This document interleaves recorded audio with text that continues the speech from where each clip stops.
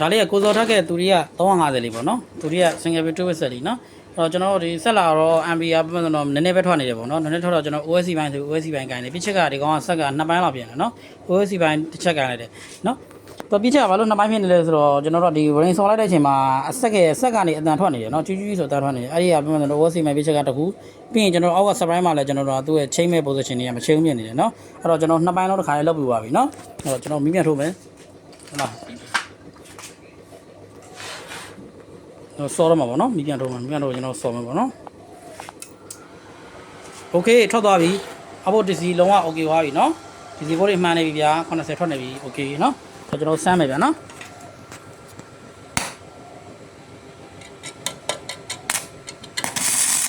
โอเคထွက်နေပြီဗျာ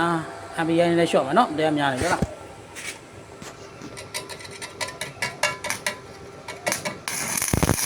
ရောတယ်ဗျာနဲ့ရှော့လိုက်အေးလားဟိုဥစား F4 လေးကိုနည်းနည်းရှော့လိုက် F4 လေးကိုနည်းနည်းရွက်တင်လိုက်တော့နော်ဒီဘက်က F4 ကိုဒါတင်လိုက်ရှော့လိုက်နော်အထူးဆော့မယ်ဆိုတော့ကျွန်တော်တင်ထားပါနော်တရားတော့တင်ကြမလို့တရားလောက်ထားပါ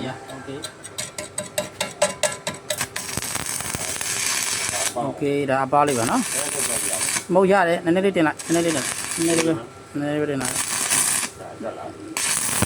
ဒါကျွန်တော်တို့တွန်းပေါင်းဆိုတော့ထွက်တိုင်းလဲနင်းခံပြီးကျွန်တော်တို့ကတင်လို့မရဘူးနော်ဟိုကဆိုနည်းနည်းလေးရှော့ပြန်နည်းနည်းလေးပြန်ရှော့မယ်โอ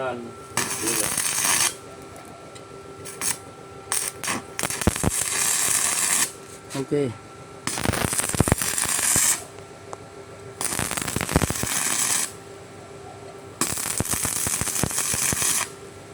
ကြောက်ရအောင်ပါစရမရကို140လားရတယ်140ရတယ်ဟိုအရင်ရှော့လို့မရဘူးဆိုတော့ငါအထူဆွဲနေလားမလို့တာမန်ကိုအထူဆွဲနေတော့ကျွန်တော်အရင်ပါလို့မရဘူးအရင်ပါရင်ကတ်တော့အောင်နော်